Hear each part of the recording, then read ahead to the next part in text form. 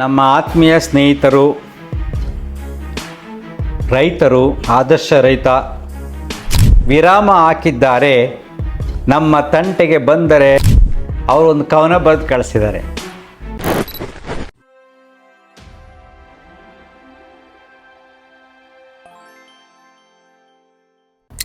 ನಮಸ್ಕಾರ ಸ್ನೇಹಿತರೆ.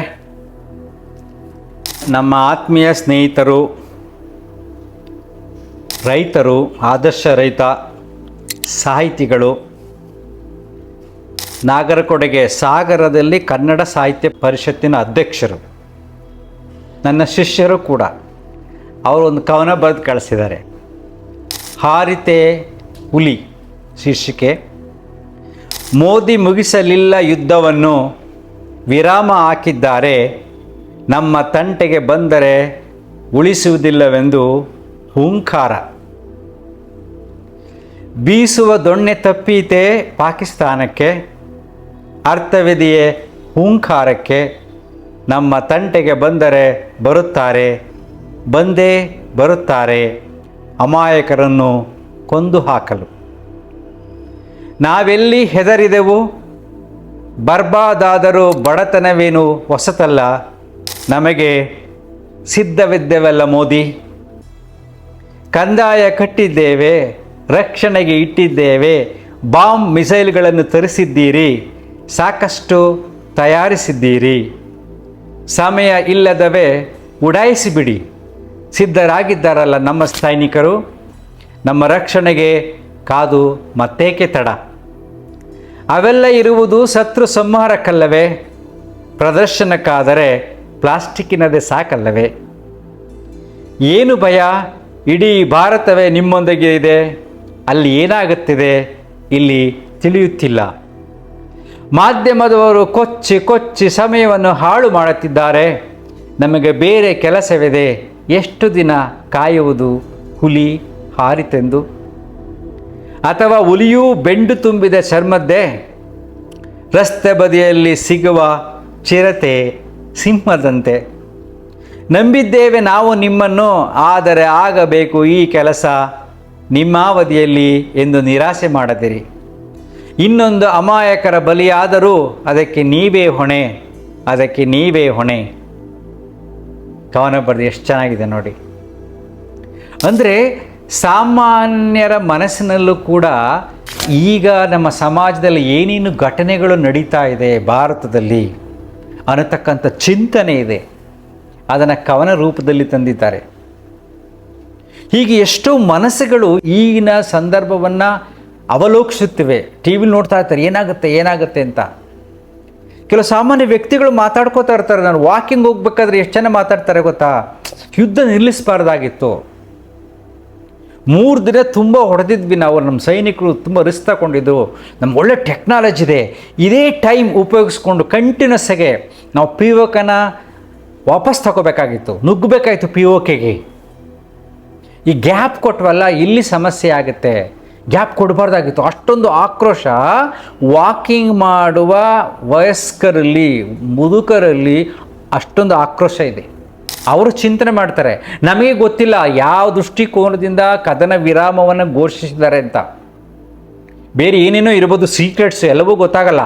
ಆದರೆ ಸಾಮಾನ್ಯ ಮನಸ್ಸಿನಲ್ಲಿ ಈ ಸಾರಿ ಅಷ್ಟೊಂದು ರೋಷ ಬಂದಿದೆ. ಕದನ ವಿರಾಮ ಮಾಡಬಾರ್ದಾಗಿತ್ತು, ನೀವು ಕಂಟಿನ್ಯೂಸ್ ಹಾಗೆ ಯುದ್ಧ ಮಾಡಬೇಕಾಗಿತ್ತು ಅಂತ. ಅವ್ರು ಬೇರೆ ಬೇರೆ ಥಿಂಕಿಂಗ್ ಇರ್ಬೋದು. ಹೀಗೆ ಆದರೆ ಬೇರೆ ಸಮಸ್ಯೆ ಆಗುತ್ತೋ, ಚೈನಾ ಶುರು ಮಾಡುತ್ತೇನೋ, ಅಮೆರಿಕ ರಿವರ್ಸ್ ಆಗುತ್ತೇನೋ, ಏನೇನೋ ಪೊಲಿಟಿಕಲ್ ಥಿಂಕಿಂಗ್ಸ್ ಇರುತ್ತೆ. ನಾವು ಸಡನ್ನಾಗೆ ಕನ್ಕ್ಲೂಷನ್ ಮಾಡೋಕ್ಕಾಗೋದಿಲ್ಲ. ಆದರೆ ಒಂದು ಆಕ್ರೋಶವನ್ನು ಹೊರ ಹಾಕುವ ಈ ಕವನ ಪ್ರತಿಯೊಬ್ಬರ ಮನಸ್ಸಿನಲ್ಲೂ ಮೂಡುತ್ತೆ. ಈ ಸಮಾಜದಲ್ಲಿ ಅಷ್ಟೊಂದು ಆಕ್ರೋಶವಿದೆ. ಅದಕ್ಕೆ ಅವರೊಂದು ಕವನ ಬರೆದಿದ್ದಾರೆ. ನಮ್ಮ ಚಿಂತನೆಯೂ ಕೂಡ ಹಾಗೆ ಇತ್ತು. ಸ್ವಲ್ಪ ಅದೇ ಸ್ಪೀಡಲ್ಲಿ ಹೋಗಿದ್ರೆ ಗ್ಯಾಪ್ ಕೊಡಬಾರ್ದಾಗಿತ್ತು. ಆ ಸ್ಪೀಡಲ್ಲಿ ಹೋಗಿದ್ರೆ ನಮ್ಮ POK ಸಿಗ್ತಾ ಇತ್ತು ಅಂತ. ಈಗಲೂ ಕೂಡ ಒಂದು ನಿಜವಾದ ಆಶಾಭಾವ ಇದೆ, POK ಪಡ್ಕೊಳ್ಳೋಕ್ಕೆ ಪ್ರಯತ್ನ ಪಡ್ತಾರೆ ಅಂತ. ಆದರೆ ನಾವು ಸರಳವಾಗಿ ಹೇಳ್ಬಿಡ್ತೀವಿ ಸಾಮಾನ್ಯ ಜನರು, ಯುದ್ಧ ಅಂದರೆ ಅಷ್ಟೊಂದು ಸುಲಭವಲ್ಲ. ಸಾವಿರ ನೋವಿನ ಕತೆ, ಹಣದ ಕತೆ. ಹಣ ಬೆಂಕಿ ಥರ, ಹಣದ ಕಂತೆಗಳನ್ನು ಬೆಂಕಿಗೆ ಹಾಕಿದಾಗೆ ಈಗ ಹಾಕಿ ನಾನು ಗೆಲ್ಲಬೇಕು, ಸಾಯಿಸಿ ಗೆಲ್ಲಬೇಕು.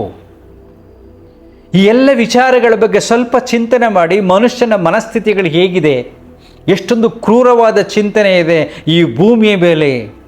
ಮಾನವನೆಲ್ಲ ಎಲ್ಲಿ ದೈವತ್ವ ಇದೆ? ಎಲ್ಲ ಕಡೆ ನಾವು ದೈವತ್ವವನ್ನು ಹುಡುಕ್ತಾ ಇದ್ದೀವಿ, ದೇವರನ್ನು ಹುಡುಕ್ತಾ ಇದ್ದೀವಿ, ಸಂತೋಷನ ಹುಡುಕ್ತಾ ಇದ್ದೀವಿ, ಎಲ್ಲ ಹುಡುಕ್ತಾನೇ ಇದ್ದೀವಿ. ಆದರೆ ಎಲ್ಲರ ಮನಸ್ಸಿನಲ್ಲಿ ಕ್ರೂರತ್ವವೇ ತುಂಬಿದೆ. ಧರ್ಮಾಂಧತೆಯಿಂದ ಎಷ್ಟೊಂದು ಸಾವು ನೋವುಗಳು ಈ ಭೂಮಿ ಮೇಲೆ ಆಗ್ತಾ ಇದೆ. ಯಾವ ಧರ್ಮದ ದೇವರು ಬುದ್ಧಿ ಹೇಳಲೇ ಇಲ್ಲ. ಕ್ರಿಶ್ಚಿಯನ್ನವ್ರಿಗೆ ಬಂದು ಯಾರೂ ಬುದ್ಧಿ ಹೇಳಲಿಲ್ಲ, ಮುಸ್ಲಿಮ್ನವ್ರಿಗೆ ಬಂದು ಅಲ್ಲಾ ಬುದ್ಧಿ ಹೇಳಲಿಲ್ಲ, ಹಿಂದೂಗಳಿಗೆ ಬಂದು ರಾಮಕೃಷ್ಣ ಬುದ್ಧಿ ಹೇಳಲಿಲ್ಲ. ದೇವ್ರು ಕಾಪಾಡ್ತಾನೆ ಅಂತ ನಾನು ಸುಮ್ಮನೆ ಕೂತ್ಕೊಳ್ಳೋಕೆ ಆಗ್ತಾ ಇರಲ್ಲ. ನಾನು ಸಾಯಿಸುವ ಬಾಂಬನ್ನು ಕಂಡುಹಿಡಿಯಬೇಕು. ಆ ಬಾಂಬನ್ನು ಕಂಡುಹಿಡಿಯೋಕ್ಕೆ ಭಗವಂತನೇ ಬುದ್ಧಿ ಕೊಡಬೇಕು. ಏನು? ಲಕ್ಷ ಲಕ್ಷ ಜನರನ್ನು ಸಾಯಿಸುವ ತಂತ್ರಗಾರಿಕೆ ರಾಮನಿಂದ, ಕೃಷ್ಣನಿಂದ ಸಿಗಬೇಕು. ಅವರು ಕೂಡ ಸ್ವಾರ್ಥ, ಮೋಸ ಮತ್ತು ಸಾವು ನೋವುಗಳು ಮಾಡತಕ್ಕಂಥ ಚಿಂತನೆಯನ್ನು ಅವರ ದೇವರು ಅವನಿಗೆ ಕೊಡಬೇಕು. ಕಾಲ ಹೇಗಾಗಿದೆ ನೋಡಿ. ಸೊ ಧರ್ಮಾತೀತವಾಗಿ ಮಾನವ ಧರ್ಮ, ಪ್ರೀತಿ, ಮಮತೆ, ಸೇವೆ, ಕರುಣೆ, ತ್ಯಾಗ ಎಷ್ಟೊಂದು ಸರಳ ಅಲ್ವೇ? ಎಲ್ಲರೂ ಚೆನ್ನಾಗಿರಲಿ ಅಂತ ಯೋಚನೆ ಮಾಡಿಕೊಂಡು ಸರ್ವೇ ಜನ ಸುಖಿನೋ ಭವಂತು ಅಂತ ಹೇಳ್ತಾನೇ ಇದ್ದೀವಿ. ಯಾರ ಮನಸ್ಸಿಗೂ ಹೋಗಲೇ ಇಲ್ಲ. ಆ ದಿಶೆನ ಎಲ್ಲರೂ ಯೋಚನೆ ಮಾಡಿದರೆ ಈ ಭೂಮಿ ಮೇಲೆ ಎಷ್ಟು ಚೆನ್ನಾಗಿರ್ತಿದ್ವಿ ಅಲ್ವಾ? ನಾವೆಲ್ಲರೂ ಎಷ್ಟು ಖುಷಿಯಾಗಿರ್ತೀವಿ. ಏನು ಅವ್ರ ಪಾಡ್ಗವ್ರು ಇರಲಿ, ನಮ್ಮ ಪಾಡು ನಾವು ಇರೋಣ, ಸಿಂಪಲ್. ಬಟ್ ಅದಲ್ಲ. ಅಂದರೆ ಮಾನವ ಜನ್ಮ ದುರ್ಲಭ, ಮಾನವ ಜನ್ಮ ದುರ್ಲಭ ಅಂತ ತುಂಬ ಸಾಧು ಸಂತರು, ದಾಸರುಗಳು ಕೀರ್ತನೆಯಲ್ಲಿ ಹೇಳಿದರು. ಎಲ್ಲಪ್ಪ ದುರ್ಲಭ ಆಗಿದೆ, ಎಲ್ಲ ಕಡೆ ಜಾಸ್ತಿಯಾಗಿ ಮೋಸ ವಂಚನೆ ಜಾಸ್ತಿಯಾಗಿ ಸಾವು ನೋವುಗಳು ಜಾಸ್ತಿ ಆಗ್ತಾ ಇದೆ. ಜನಸಂಖ್ಯೆ ಕಡಿಮೆ ಆದ್ರೇ ಮನುಷ್ಯನ ಮನಸ್ಸಿಗೆ ಶಾಂತಿ ಸಿಗೋದು, ಯುದ್ಧದ ಕಾರ್ಮೋಡಗಳು ಕರಗುವುದು ಅಲ್ವಾ? ಯೋಚನೆ ಮಾಡಿ ನೋಡಿ. ಆದರೂ ಕೂಡ ನಮ್ಮನ್ನು ನಾವು ರಕ್ಷಣೆ ಮಾಡಿಕೊಳ್ಳಲೇಬೇಕು, ಯುದ್ಧ ಮಾಡಲೇಬೇಕು. ಯುದ್ಧ ನಡೆದರೆ ನಾವು ಸಹಕಾರಿಯಾಗಿ ನಿಂತ್ಕೊಳ್ಳೋಣ ನಮ್ಮ ದೇಶವನ್ನು ಕಾಪಾಡಲು. Thank you.